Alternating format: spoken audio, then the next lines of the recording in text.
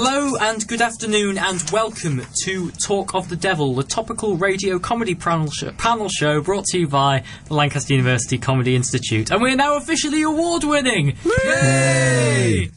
So for our new listeners, here's a quick, who will of course been drawn in by our newfound fame and notoriety. Here's a quick summary of how things work here on Talk of the Devil. Me and the writing team have hunted for some of the finest comedians around, who will be asked a series of questions about news stories of the last week or so. They will receive points for being funny, interesting, and if we're really lucky, correct. Also, I have at some point, as last week, attempted to sneak a 50-cent quote into the quiz this week. The first person to pick up on it will receive bonus points, so keep your 50-cent eyes an opening. I don't know what that means. Anyway, joining me this week is the wonderful Mr. Liam Fielder. Hello. The interminable Hugo Jones. Hello. And the ever-present Rick Kay. Hello. So, as a warm-up, guys, apparently Spain is going to be getting a €100 billion loan in the next period of time. I don't know, the next few months. I don't know how long these things take. So, aside from, like, you know, interest rates and stuff, is there any other, like, conditions we think we should set for them to do with the money? Maybe they have to build a certain thing or whatever. Well, usually for banks it's about 4 to 6 days for the cheque to clear, so I guess they've still got a bit of time to think about this. I don't know, I think just from I would quite like them just to build a massive pile of money out of it first, just block it up, see how high they can get it. Okay, so a massive block of money. I do economics, and they compare this kind of thing to a helicopter drop, where you just have a helicopter full of money and just push it off, and everyone just like collects it as it falls down. I'd like to see that happen. Okay, so you'd like to see a quite random distribution of yeah, money. Just spray money everywhere. Or even just make a really big crystal maze over Madrid, and have all the citizens like grabbing at it. See, now you're talking my language, Hugo. Point to you, sir. Liam, any ideas? I would like to see them line each of the notes up in order and just sort of make a big outline of Spain so that everyone knows that they've had to borrow that money when they cross the border. Make the border out of money. Okay. Good. I like all those suggestions. I just worry what will happen if, like, a country did actually just run out of money. Like, what happens? Like, they just close it down and everyone moves out. Like, they pull up all the windows and just move out. That's what happens. The problem is the money doesn't exist. It's just a number that someone has decided on. At some point, someone could just go, "Yep, I've got more money," and a country can do that at any point they want. That's true. Frighteningly true, you might say. But for example, Who exactly does Spain owe this money to then, for example? ECB? Yeah, I assume it's mainly sort of European countries, right, and European banks. There's a similar example with the American national debt. Who does America owe that money to other than America? China. They own all their bonds. There we go. Liam, don't try and think about it, because everyone owes more money. There's more money owed in the world than money that exists in the world. Try not to think about it. Okay, and of course, you can also message in. You can message us in online if you so desire. Just go to the side of the listen page, the home page, if you will, and type in your message and your name. Not in that order, those are the wrong boxes. Or as well, you can follow us on Twitter at TOTD Comedy.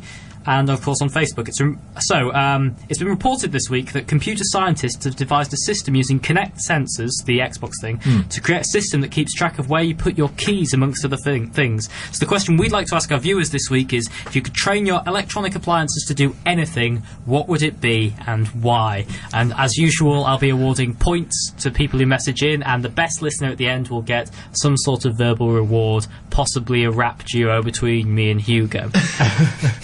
Okay, so round one, the quotation investigation. In this round, I'm going to give our panellists a quotation from a celebrity or some such type person from the past week, and they simply have to say who said it. So, first one. Who said this, and also what were they referring to as well? I love just being able to talk to people directly. I don't know what I was doing before. Is that the Queen? It's not the Queen, no. What do you think it was in reference to with the Queen? Just greeting common people.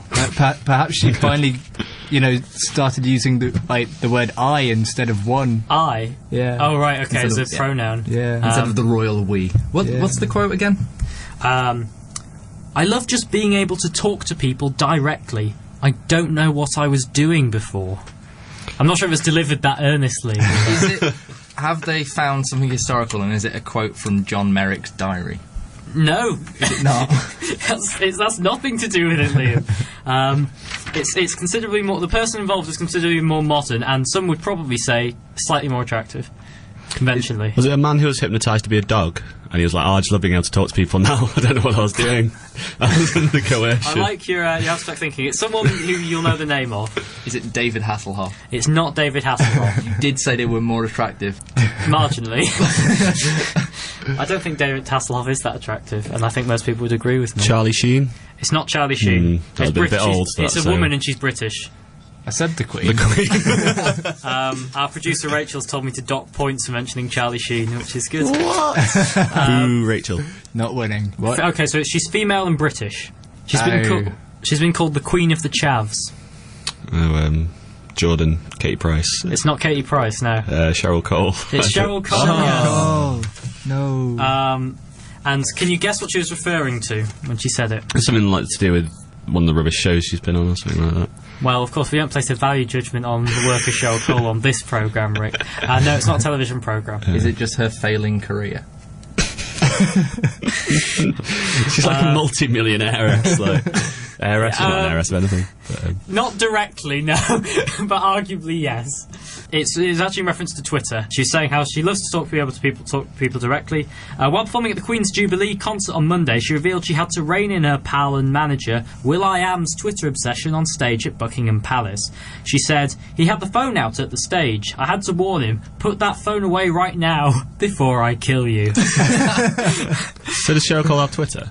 Is that the... Cheryl Cole does have Twitter, okay, yes. I'm going to... and on her own Twitter addiction, she said, "I love just being able to talk to people directly. I don't know what I was doing before." And this is a story published by The Sun, who inexplicably said at the end of the story, she was obviously in a technology coal. I don't know what that means. I'm more worried that she thinks Twitter is talking to people directly. Because it's clearly not. Talk to the electronic men who live in the interwebs. That's how Cheryl Cole talks. That's my Cheryl Cole impression, by the way. I'm just going to get my tweet deck out now and add her. I didn't know she Your had tweet it. deck? Yeah, I don't know, but whenever someone tweets something, it always says post from tweet deck, and I just imagine people like, no one can see what I just did then. And they're like the helms of a spaceship. Like he was at the helm of like a spaceship. Tweet deck, that kind of thing. It's like the poop deck? Yeah. Okay, or the main deck. Can it be I can't think of any other deck. Can it be the tweet bridge instead? It can be the tweet hole, the Facebook hole, the tweet deck, and the MySpace gallows. I don't know. Gallows. Okay, so the actual main story was that Cheryl Cole had urged Prince Harry to call her during an appearance on TV. I think she meant she was during an appearance on TV. She urged him to call her, not she urged him to call her during an appearance. So I'll move on. So who do we think Prince Harry should marry? And indeed, who do we think Cheryl Cole should marry? I think the answer is the same. They should marry themselves. No, they should both marry Michael Fassbender. Right, okay. You think? Right. Do you think they should take turns, or should it be polygamy? He's the only person who can fully understand and sort of cope with polygamy. Everyone else, they'd just be exhausted from just having to deal with two marriages. Michael Fassbender could do it easily. Okay. Is that not Michael Fassbender? What do you mean correct? I'd have Harry marrying Kate Middleton. Imagine that.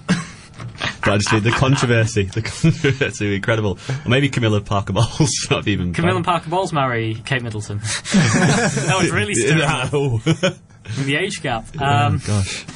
Anyway, Hugo, any ideas? I think I'm just too shocked by what I've just heard. Like, this sacrilege against the royal family. This is... Nah, I'm just kidding. I don't know. Marry each other. Break up after a year. You know, they'll get it in okay and hello and the rest of it. Make a tidy sum. So. Could Cheryl Cole marry Andy Cole and then not change her name? Isn't Cheryl Cole? Isn't she back to Tweedy now? Other magazines other than OK are available, of course. Tweedy. Yeah. This is getting dull. Let's move on. Okay. Next quote. "We're just a really hard-working, good effing side, and Peter Crouch is a character." Is this the 50 Cent quote? This is not the 50 Cent quote, Liam. I'm going to have to dock you a point for misguessing on 50 Cent. Can I make an actual guess? Yes, of course you can, Rick. Is it Tony Pulis at Stoke City? I don't know who that is. So it's not. I don't know who that is. Yes! It's not. So it's something to do with football. It's someone talking about football. They're not necessarily to do with football. Right, in that case, I'm going to take a break. Other magazines are Right, available. it's someone who doesn't know anything about football talking about football, so it must be Alan Shearer. Ooh, I'm going to give you a point because I have heard of Alan Shearer, and that's presumably quite a clever joke. Well done, Rick. That sounded like it was quite intelligent. I'll give you a clue. It's someone who's not famous. Is famous. They're famous. Nothing to do with football. So Liam, you will know this person. Probably they're a musician. Oh, was it one of the Gallaghers? It's neither of the Gallaghers. Paul McCartney. It's not Paul McCartney. We're just a really hard-working, good effing side, and Peter Crouch is a character. Someone Are these independent statements? So they're not talking about... They're saying, we're just a really good, hard-working side. Also, Peter Crouch is a character. Maybe he was talking about his play. Here at the Playwrights, we're a really hard-working side, and Peter Crouch is a character we've written a play about. I know. I'd go and watch. Yeah, you would. It'd be like the clown who played football. Wow. So you say musician, we're talking British musician here. Yes, they're British. Genre, are we talking sort of recent? Well, they do put a swear in their quotes, so maybe they're quite hard rock. Elton John. The Queen. Is Elton John is British, isn't he? It's not the Queen or someone from The Queen. Queen. I've literally no idea. Is it Sex Pistols Man? Sex Pistols man. I can't think of anyone. Best superhero ever. Okay, they're named after a Pokemon move. Hyper Beam. Splash. You're very close. Bubble? Bublé. Michael Bublé. Johnny Splash. It's Slash. It's Slash from Guns N' Roses, you idiots. How did you get Splash? he Close? was- Bubble? He was talking about Stoke City because he's a Stoke City fan. Slash is the last man you'd think would be a fan of the robot dance. But the ex-Guns N' Roses guitarist, playing the Download Festival at Donington Park today, to plug his new solo album, is a fan of the moves when they're pulled by his footy idol Peter Crouch. Stoke-born Slash said, "I still love the team. I watch them when I'm in England, and when I'm in the States, I get someone to feed me. Their scores." We're just a really good, hard-working, good effing side, and Peter Crouch is a character. That robot dance is just hilarious. So, guys, if you scored a goal for England, what would your victory dance or celebration be? Score another one. It's usually the most useful of them. Fair enough. But I think if you score it before they blow the whistle, I don't think that counts. No. Unless you've got your leg in and it's your serve. I don't know. Understand sport. Rick, you're a football man. What would your celebration be? Mine would be from the gate, FIFA, the game. I can't do any other celebration on games are that. available, of course. I can't do any other celebration than that other than sliding on my knees, so it would have to be that.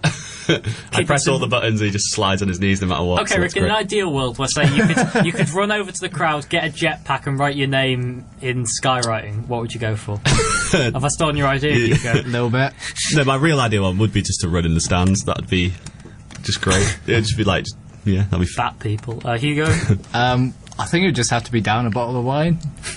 Professional football player, middle of the game, necking a bottle. My question is, can you name someone cooler than Slash? Can I name someone cooler than Slash? Michael Fassbender. He's awesome. He's married to Cheryl Cole, I think. And Prince And Harry. the Prince Harry. I'm glad Michael Fassbender is now officially in line to the throne. Right, final quote. I found this. I like this quote just when you consider what we're doing. People who sit lazily and judge others will never grow. They'll never take a look at themselves or feel content. Yeah, that's about right.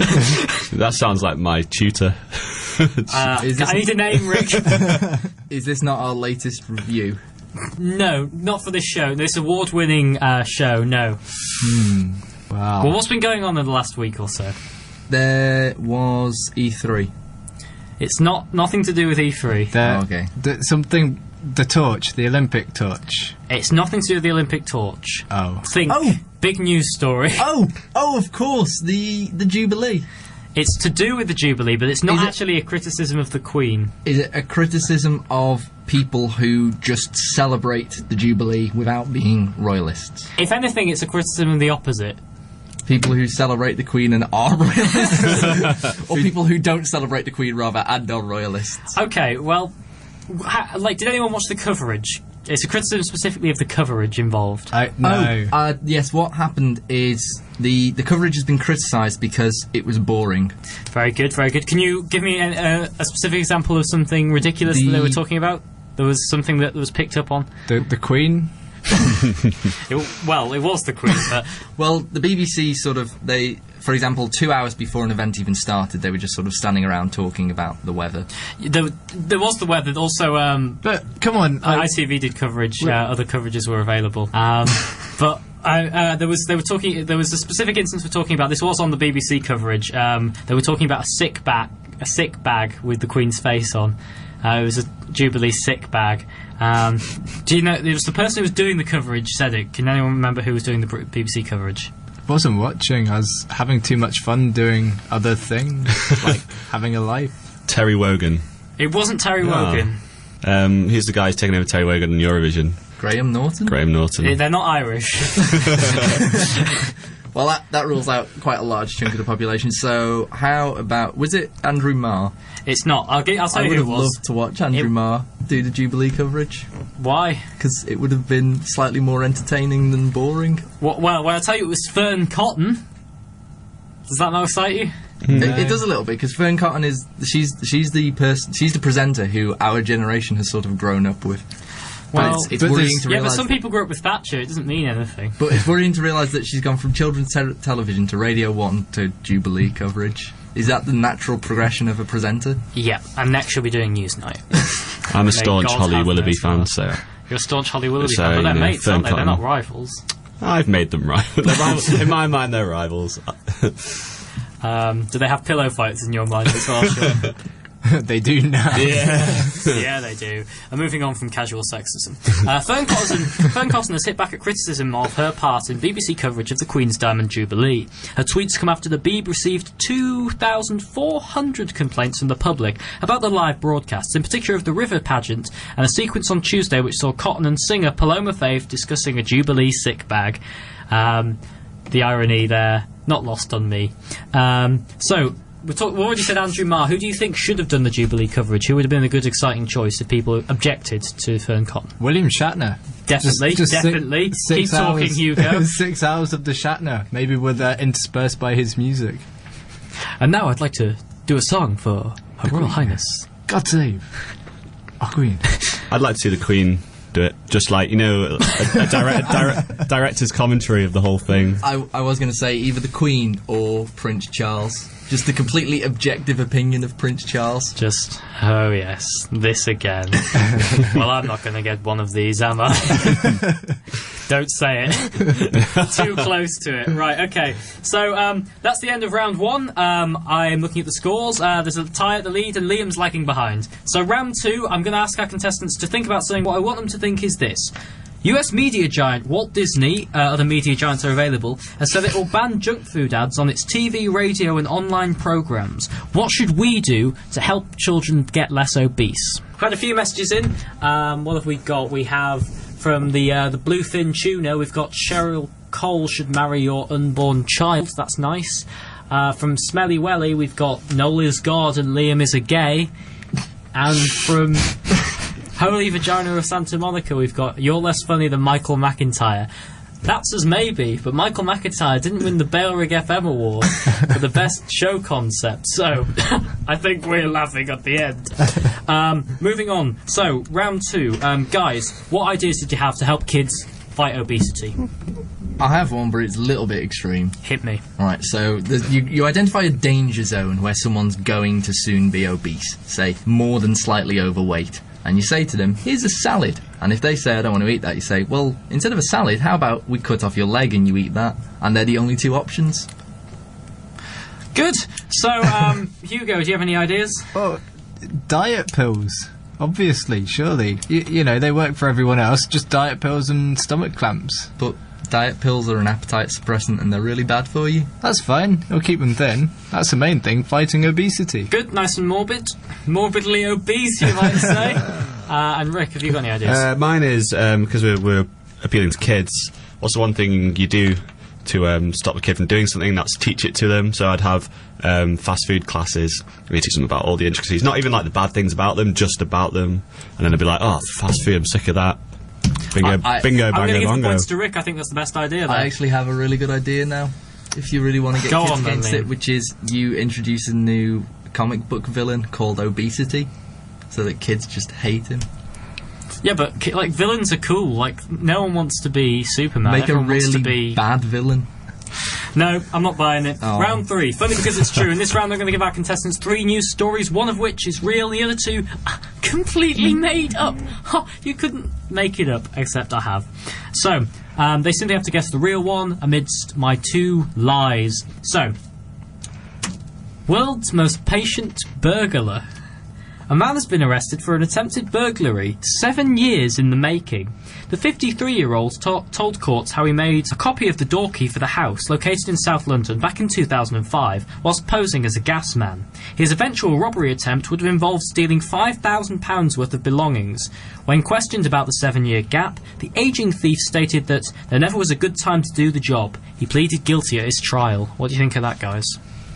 I think it's a bit silly. You could earn more on minimum wage in those 7 years than he did from that one bungled heist. He wasn't just planning a heist for 7 years, he probably did work. When he was posing at, what did they say he was posing as? A gas man? Gas man, yes. He was probably working as a gas man as well. I think he's a sort of a career criminal. So Oh, I see. So he's probably freelancing at other jobs. yes. Do all of his jobs take this long? No, I think this was the one he got caught on. I think he was pressed. Other charges were pressed. Rick, any thoughts? Yeah, it just sounds like my landlord when he said he'd come fix the dishwasher. He just came in with his keys, took 7 years, Got arrested. came back. I don't know any more, Ben. I think we're all very tired. All right, story 2. Lucian Freud egg portrait expected to sell for £100,000. An egg kept in a drawer for 33 years is expected to sell for £100,000 as it has the face of Lucian Freud on it. Rather than it being a case of apparent divine intervention, the late artist daubed the self-portrait on the shell for an Easter-themed exhibition at London's Langton Gallery in 1979. The egg, which has Freud's fingerprints on the back, was later given as a gift to the curator of the event. It remained in an egg box for more than 3 decades before she dug it out after deciding to sell. When the vendor said she had a self-portrait of Lucian Freud on an egg, you think that does sound a bit strange, said expert Alexander Hayter. The 5cm egg, Freud's only 3D piece, has a pre-sale estimate of £15,000, but bidders could end up shelling at more than 6 times that amount when it goes under the hammer. What do we think to that? By egg, do we mean a bird's egg, not like a Fabergé egg? Or an Yeah, Easter egg. it's an actual egg. For 30 years. Now, I don't actually believe they do keep without proper sort of protection or treatment beforehand, because there's the 100-year-old egg. I think it says it was on the self-portrait on the shell for an Easter themed. It wasn't the whole egg, I don't think. I was going to say I'd take 100 grand to eat it. So if you gave me 100 grand, I'd buy it for 100 grand and then eat it. Just like a dare. As a dare. Well, 100 grand in debt dare. I know what I'm spending my money on. Hugo, any thoughts on this? I don't know, it just sounds like the best Kinder Surprise ever, doesn't it, really? It looks like Lucian Freud, but it's got no toy inside. We don't know that, though. Maybe there he might has be. put a toy inside and no one has brought themselves to break it open yet. Do you think it's like a different type of eggshell on the inside as well? Although No. chocolates are available, of course. That's just silly. Okay, that's a bit silly. Fine. Okay, well, if you want silly, Hugo, here comes story number 3. Army turns to hippie commune for help. The American military approached a self-sufficient commune for advice about movement through forested areas, it has been revealed. The commune, which will welcome anyone at the cost of forsaking modern conveniences, resides in a densely forested area and quickly became capable of moving rapidly and quietly through trees. Wait, hang on. I've misread that. Oh, and the residents quickly became capable of moving rapidly and quietly through trees. Even whilst carrying several pounds worth of equipment, the group gained fame after a documentary was made about the tree-loving clan was broadcast. Shortly afterwards, they were reportedly contacted by the military. So this is a story about hippies who are also ninjas. In effect, yes, Liam. I know this isn't true because I watched every documentary ever, so I'd know Fair about enough, it. I Rick, know fair about enough. it. I'd know. Well, I'd appreciate if you knew stories weren't true, you would save it till after we've done the guessing, Rick, because it does sort of ruin Well, the... I mean, I've watched every documentary apart from one, so it could be Could be that one. could be that one. What's so. the name of the one you didn't watch? Oh, it could be that one. I don't know what You it's don't know called. what I it's haven't watched it. Yeah. Fair enough. Alright guys, so you've heard the three stories. We've got World's Most Patient Burglar, Lucian Freud Egg, and Army Turns to Hippie Commune. What do we think? Well, they did look at men who stared at goats a lot, and I think that was kind of true. So I'm going to go with the third one. It's true. The army. You're going with the Army Turns to Hippie Commune. I am. Okay, that's... Despite Rick Kay having. I haven't actually watched every documentary. Can I just clarify? I've not ruined the game. I'm just going to get lots of messages and asking you, oh yeah, but in Hobos on Trains, what is the name of the day? I watched a film about hobos on trains. It was very boring. My problem with the third one is that there are ninjas, there are pirates, and there's ninja pirates. There's no such thing as hippie ninjas, or ninja hippies rather, would be more Or sensible. nippies, as I like to call them. So, I... Yeah, Liam, you don't know that. Anyway. I'm gonna have to go just because it seems the most plausible. I'm definitely going for the egg. You're going with the egg. Okay, fair enough. And Rick, what are you I'm going to going go? to go for the first one. You're going to go for the first one. You're going to go for the World's Most Patient Burglar. Okay, well, I can tell you, it's not the the hippie commune, I'm afraid. So, is it the Lucian Freud Egg, or is it the World's Most Patient Burglar? Liam, you're right. It is the Lucian Freud Egg. Very well played. Yes, that's genuinely the case. He made an egg and drew a face on it. He didn't make it. He didn't lay it. Right. All right. Calm down, guys. So yeah, that's rather exciting. So My friend has a rubber egg, and he took it to the bus station and like put it in his pants, crouched down, it fell out of his trousers. And he just basically just laid an egg at the bus station. that's incredible. That was. No, he didn't, Rick. What he did is he put a rubber egg in his trousers, and when he bent down, it fell out. That's not laying an egg. But it looked like he laid an egg, so he strained and everything. Do you think there are chickens out there who they think, oh, I can't lay eggs, I'm going to pretend to lay an egg by instead... Have you seen chicken run where they all like kind of swap eggs because one of them can't lay, he's going to get Or killed? swags. That's both genuinely nice and scarily socialist as well. Yeah, that's true. Okay, well, fair enough. Well, points to everyone there. And also, if you're on our Twitter, remember at TOTD Comedy, you can see a picture of the egg, which Rachel, our wonderful producer, has linked up there. So we now go on to round 4, which again, I'll give our contestants some time to consider. So, E3 has been this week, the Electronic Entertainment Expo. Other expos are available, which is like the focal point of the video gaming year. We've had Smart Glass, the new Microsoft tablet software. We had Usher performing, and of course we had one developer imploring people that they don't forget to support me feeding 1 billion meals. What would your gaming innovation be? That's what I want you to think about. Well, I'm not too much of a big fan of these kind of first-person shooters. They all seem to have got a bit samey over the years. So I'd quite like to see some kind of real-time, like, real damage feedback. So when you get shot in the game, you know, some of your arteries in your shoulder explode or something. So you want people to sort of... Actually take damage while they play games, yes. Okay. Potentially fatal. Does it work the other way around? Like, if you maybe earn some money in a video game, do you get some benefit? No. Do you just still get hurt? You just get hurt. Okay, I like that. Just get hurt. Rick, what about you? Mine's just to do with Connect. Like I think it's for FIFA. This is so hard Other to do. plans are available. It's where you can. You just keep doing it, and I'll just keep putting That's it fine, in. yeah. You can like swear at the referee and stuff, and then everyone reacts to I that. saw Like you that, get a yeah. yellow card, and you know the commentators comment on it. I'd just take that to its logical conclusion to do with that. I'd have it so if you were a manager, you could run on the pitch and just fight everyone. If you were a player, you could start fighting everyone. That is my Mainly your innovation is in football games you can fight everyone. It's a dream. Okay, fair enough. And Liam, what have you got for me? Because there's a big obsession with motion control, I'm going to pitch a new survival horror game, which basically, once you turn it on, you can't turn it off. But the aim of the game is to stand perfectly still, otherwise you die. Right, okay. That's the control. Have you got a name for it, this new brand? Stand perfectly still, otherwise you die. Is it like similar to Hugo's where you actually die, or just your character dies? Well, and you're steadily earning those achievements. As your character dies, it just like releases an incredibly high-pitched scream. Well, I'm going to give the points to Rick simply because his is the only one that isn't horrific. So, without further ado, we're going to move on to our next round. This is a new round we're going to try this week. What happens next? So, I've got I've taken a story from a popular magazine. This is Real People magazine. Other magazines are available, of course, but I'm just crediting them because that's where I got the story from. Cool. Basically, I'm going to read you the intro to a story, and you have to tell me what you think happens next. Now, you can ask me questions about the protagonist. This is given from a first-person perspective of a woman. So, yeah, if there's anything you want to know about her, feel free to ask me questions. So, it was the 29th of January 2011, and after an exhausting day high street shopping, I was glad to be spending a quiet evening alone in my terraced cottage in Anglesey. Yawning, I switched off the telly and put my empty mug in the kitchen sink. Once upstairs, I put on my nightdress, got into bed and soon drifted off.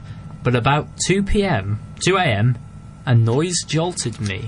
What do you think it was? It was the game she'd started playing. She'd forgot to stand still, and it was releasing a high-pitched scream. I'll give you points for a callback there. Very good. Anyone else? You feel free to ask some questions about her if you like. What's her star sign? Relevant questions, maybe. I can tell you she's diabetic.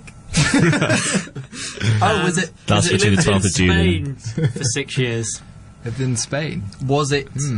Was it her Spanish doctor coming back and saying, "You forgot to take your insulin"? No. Has she recently watched any videos involving rings and scary girls that climb out of TVs? No, but she had an exhausting day shopping in Anglesey. What had she bought? Oh dear. You know, the usual things you buy in Anglesey, I've never been like to Anglesey. What's available? shells and Welsh flags. And occasionally Had she bought a mug. cat and forgotten? And it was just like... No, she hadn't bought a cat and forgotten. What, can I give you any clues here? Does she have kids? Maybe it was a child. She does. She's got grandchildren. Emma Crying. worked at a local bistro. Was it simply just the alarm and someone was breaking into her house to remind her to take her insulin? Breaking into a car. Okay, the diabetic was maybe a red herring. It's nothing to do with her diabetes. Why is it in the article? That's so harsh. Not harsh, but unnecessary. Was it something to do with someone breaking into a car? No, it's an intruder of sorts. Is it? No. Is it? Was it I a was gonna rat say, in her bed? It wasn't a rat in her bed, no. Is it something to do with Neighbours? Not the show. As in, Kylie Minogue burst in. Other TV shows are available. as No. in her actual neighbour. Some mistake, like a neighbour maybe going into her house instead of. Had someone crashed a car into her house? It's someone who lived just down the road from Emma, the aforementioned grandchild. But it's not one of her neighbours, no. Was it one of Emma's friends, thinking it was Emma's house, intent on surprising Emma, but ending up surprising Emma's grandmother, and hilarity ensued? Hilarity didn't ensue. It's actually a bit more morbid. What's the worst thing you could wake up to? Don't say it. Realising that you're senile and you've imagined the whole thing. No. Someone dying. Think Someone death. dead. A cat dead. Was it death? It was death. Was it actually death? At that moment, the bedroom door burst open, and the light from the hallway illuminated a terrifying figure in the doorway. He was horrific, a skeleton with straggly white hair and a black, long-sleeved hooded cloak. The intruder was the Grim Reaper, the personification of death. And she survived?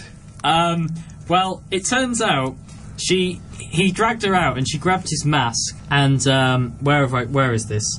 Talking with yourselves. Was it Halloween by any chance? Because you should No, sort it was of the expect. 29th of January. Oh right. Oh, Halloween. She caught a glimpse of ginger hair, and when she pulled it off, you'll never guess, but oh god, it was Philip Evans! God, him. Any relation of Chris Evans, Which Chris Evans? the Radio 2 DJ? Not that I know. But yes, that was what happened, so... It's just slipping standards, isn't it? Like, ever since death got privatised, they've just been outsourcing it to... Death just isn't what it used to be. Well, you think this is a guy working part-time as Death? Yeah, he's a contractor, isn't he? Yeah. How did she live to tell the tale? Well, the thing was, he wasn't actually deaf. He was Philip Evans. Is that not death? It wasn't this instance. Evans was also ordered to pay me £750 compensation, and the judge imposed a 5-year restraining order preventing him from contacting me. He also ordered that the Grim Reaper costume be destroyed. What was the cause of what was like the reasoning behind the compensation? Was it breaking and entering or pretending to be death? I want to know what The Grim insurance... Reaper forced her out of her house. I like the idea of the Grim Reaper being annoyed that his costume had to be destroyed, like just giving it to Phil Evans for the night. It's like, oh man, Phil, I gave it you for one night and you got it destroyed. What you do? I've had that thing for 5,000 years. God damn it. What specific number? I just thought since the start of like human civilization, it was 5,000 years. 5,000 years ago. Fair enough, fair enough. Alright then, now we're finally going to move on to our final round, which is the quotation No, it's not, it's called Mind the Gap. Okay, so basically in this round it's going to be a quick fire round. Contestants have to fill in the blank of the headline we've given them. Nothing like that other show. Cool. People who are mentally ill, claims council. People who are mentally ill. No, but I like it. It's not that. It's something a bit less tautological. People who are mentally ill, claims council. People who leave gaps in sentences are mentally ill. Very good. No? Any other ideas? People who are 50 Cent are mentally ill. You actually missed the 50 Cent quote, guys. Oh, no. The quote I gave was, "Don't forget to support me feeding 1 billion meals." I don't even know what that means, No. but he's doing a campaign where if you retweet him on Twitter, he feeds a meal, and he's trying to feed 1 billion meals. Because, you know, it's the meals who are starving right now, Yeah. isn't it? People who, so who's the council, like, as in a council? Or Liverpool City Council. Liverpool City Council. So people who litter. It's not litter. I think I know this. People Support who... Everton.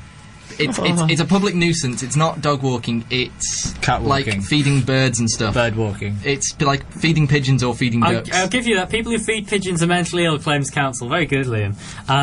In a report from Liverpool City Council, the statement said, pigeon feeding, often undertaken by individuals with mental health needs.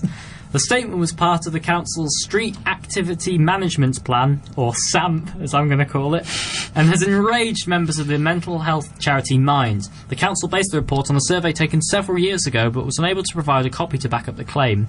It was estimated that in 2007, street cleaners in Liverpool spent a total of 88 hours a day cleaning up pigeon droppings, which forced the council to invest in the robot, a robotic bird of prey perched on buildings to deter pigeons.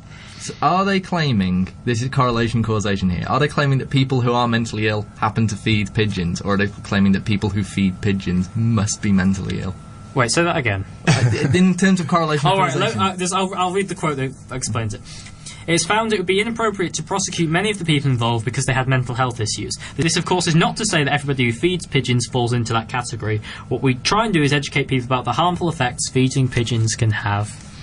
Well done, Liverpool Council. Quite like pigeons. I like the way they walk. I like how they can't walk that bob in the head. Are we talking about pigeons, please? Yeah. Well, what did you think? Oh, right, okay. Never mind. I was like, that I was just like, got what, the slightly... Liverpool City Council, they're so... Oh, wait, poor choice of words. Alright, moving quickly on. Police called in for simply what to grandchild? Change diaper. No, not change diaper. Babysit? It's not babysit, no, that's good though. Save grandchild from burning fire. I can call the fire brigade for that. Sorry, That's true. what was the sentence Police again? called in for simply what to grandchild? Ooh. Is it? It's something that they were called in because something was done to the grandchild Yes, that was that's really correct. like someone Took away his biscuit or something like that. No, but that's fantastic. Took away his face. someone like holding them inappropriately or like holding them when they're not. I'm like Liam's like giving me the most innocent look in the world. I mean like He upside means down. like if like hugging a child that isn't yours or something. Yeah, or holding a baby upside down and going like woo, and then going no, that's child abuse, and like oh, police. You're kind of in the right ballpark. It's someone who like would normally have the right to these children to do something to these children. Parents. Well, it's a grandchild, so Grandparents. it's grandparents. Yes. Yes. What might they do to them? Give them a Don't- present. You're very close, Hugo. In fact, I'm going to give you it. It's police called in for simply sending a card to grandchild. Grandparents who send their grandchildren birthday cards or presents following a family breakup are being threatened with arrest in some instances. Police are being called in to investigate cases under harassment laws involving elderly relations who attempt to maintain contact during acrimonious separations. Yes, there's nothing else funny about that story. That's just really sad. Yeah, I know. But I'll give Hugo some points for being Ben. correct. Yeah. It was a funny headline, and we didn't have much time. So, finally, peacocks invade what? Pigeonland. It's not Pigeonland. Liverpool city centre. Well, they're the same thing, apparently. Yeah. No, it's not Pigeon. It's not Pigeon City Centre. Liverpool City Centre. Any other ideas? Peacocks invade Peacocks, the high street brand of clothing. Other high street brands are available? Nope. Poland. Oh, there's the obvious one, isn't it?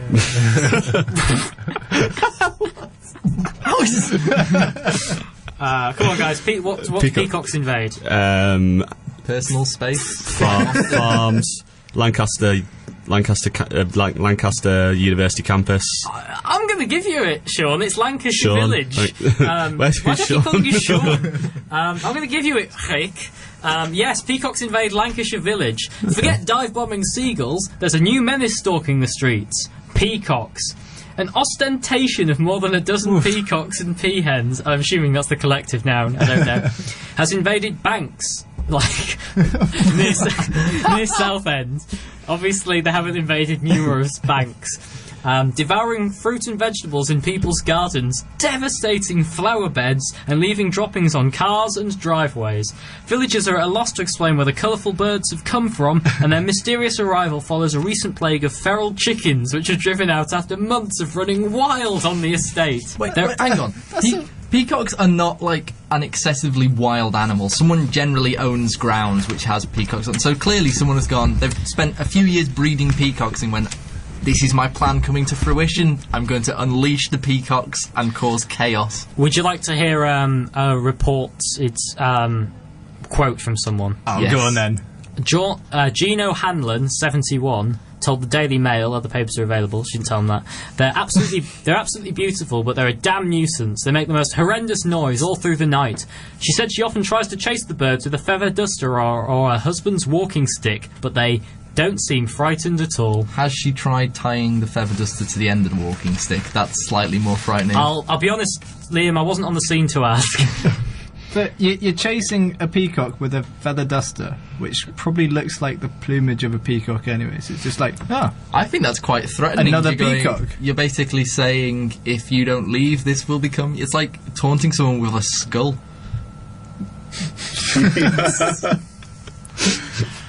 Good. Right. So, As you do. do you have a skull that you taunt people with, Liam? Well, occasionally I'll pull it out and be like, if you don't be quiet, this is a That's skull. Paul Yorick, yeah?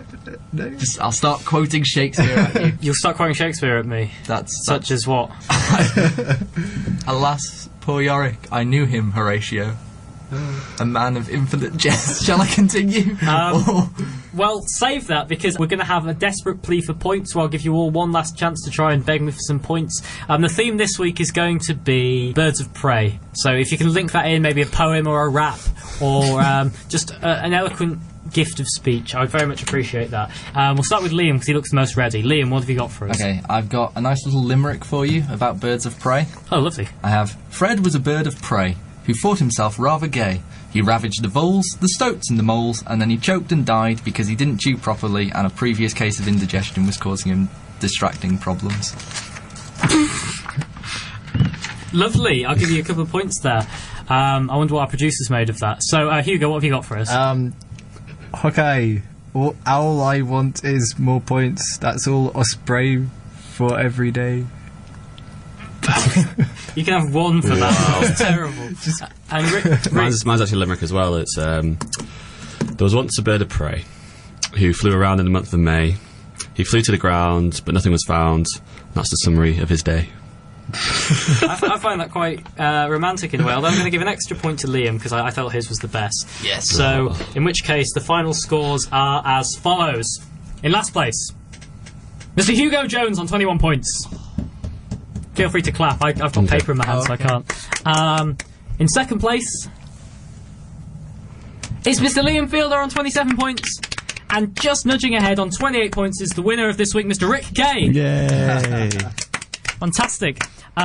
So that's been Talk of the Devil. I'd like to thank our wonderful producer, Ms. Rachel Smith, who's through in the production booth. I'd also like to thank our organiser, Ronnie Barmer. I'd like to thank our writers, which is me and Ronnie Barmer. I'd like to thank our three guests once again, the wonderful Mr. Rick Kay. Woo, hello, bye. The wonderful Mr. Hugo Jones. Thank you. And the wonderful Mr. Liam Fielder, of course, as well. Well done, Ben. Well done to me indeed. So I think the most sensible way to leave is I'll leave you with the wonderful words of Fred, who's messaged in, and that is quite simply that I hate my life. Fred, I hate your life as well. Thank you and good night.